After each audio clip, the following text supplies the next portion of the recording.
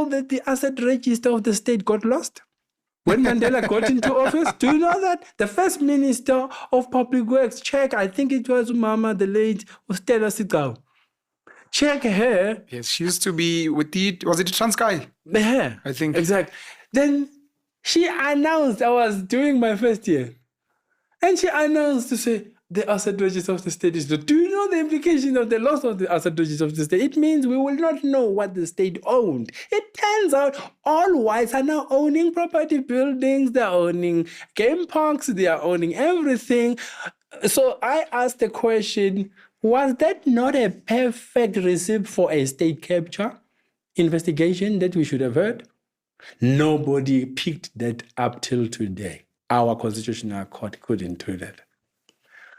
And then we are sold a narrative of the Indians, the Guptas who came in 90s, and they're saying they control the economy. Where I'm reading the books, I'm a public finance person, I don't see those Indians. I see Oppenheimer for 70 years. So you can't hoodwink me and tell me who owns what. I know who owns what. Okay, if you say, yeah, where do you get that from? Go read a book called South Africa Incorporated Oppenheimer Empire. Now I've answered you. South Africa Incorporated Oppenheimer Empire, published in 1988.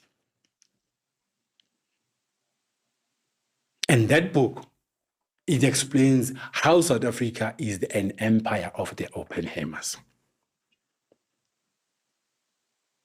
Now, I then took a step further to calculate what did he own. South Africa Inc., the Oppenheimer Empire. Yeah. I just want to get the authors. Yeah. Mm-hmm.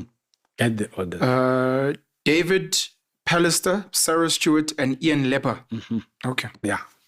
Now, in that book, it talks about them and everything we see in South Africa, everything that moves, it is recorded in that book. So it tells you that in 1988, he owned 6,000 companies. So 35 years later, 6,000 companies. 6,000 companies, which means that includes everything that moves in South Africa. Yeah. By 2007, I counted that we had over 500,000 companies registered at CIPRO. So the 6,000 would have quadruplicated by 35 years later. But what is also sickening is that 35 years later, we are still controlled by the same man. I checked last year, February, he was still the top man. Now, I think they are alternating with Rupert to say now he's on top, but it is immaterial. The point is these two have been doing this for a long time. So all the economy you get to see in South Africa is diversified around one people. And then, but now this is the gist of it. They then took a decision to say the entire white race in South Africa must be cushioned by their wealth, not blacks. So which means when you see every white person is cushioned by this, the welfare of the whites will be determined by their control of this economy. So that's why they are better off. They're looking after their own. Hele hak some in Africans. Hak some, yeah. Now, at your expense. So I don't have a problem with these guys, but what I have a problem as a lawmaker is that they influence the laws. They don't want Roman Dutch and British law to be removed to allow for native law. Why it's good for their business? Yes. Because when you pass a law, that law becomes a language of business, but it's only decoded in that original that law. It can't be decoded through Zulu law. Nangisa ngesizulu ngithi ngiyotrader laphana ama-diamond exist i-language your trader in Zulu. So what does it say? There's a problem with this law. If you don't change it, it influences your business participation. You will always have to scramble for access, and they make sure you don't participate. I want to go back to my questions. So part of my...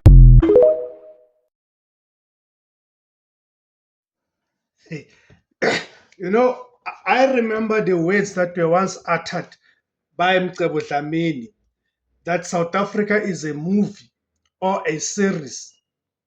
And you can tell that we as a country were doomed from the beginning. I mean, you've got a situation whereby the country's asset register, right? The asset register was lost when they claimed that it was lost. then what do you expect from that country moving forward? Especially that thing was claimed to have been lost at the time when we were transitioning from apartheid to democracy. So what if I told that just before the dawn of democracy in South Africa, a critical record, the state asset register, disappeared without any trace? Does that not on its own constitute the state capture? Because here we are talking about the assets of the state. Where did those assets go to? To whom did those assets go to? It was not damaged, not archived, not partially lost, but gone, like totally gone.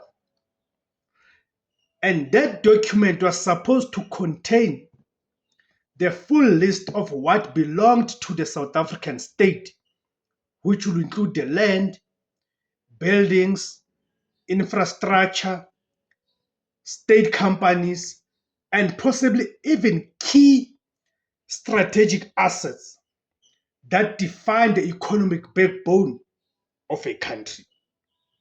Now, ask yourself a serious question. How do you transfer a country from one political order to another, especially from a political order that was not democratically elected, that was in fact repressive, to a democratic order without a complete record of what the country actually owns? And even more importantly, if that register really went missing, then what exactly did 1994 transfer to the democratic government? Was it full ownership of the state? Or was it something far more complicated and far more dangerous? Today we are asking many people, right? Asking the question that many people are avoiding. Was the disappearance of the state asset register the original form of state capture in South Africa? Not that Zondo commission nonsense we're told about the state capture. What is a state asset register? Before we go further, let us break this down clearly. A state asset register is essentially a master inventory of everything owned by government. A state register is essentially a master inventory, right, of what is owned by government. This includes government buildings, state land and farms, public infrastructure like roads, railways, and ports, state-owned companies, military strategic assets, public facilities like hospitals and schools. In simple terms, it is the balance sheet of the nation.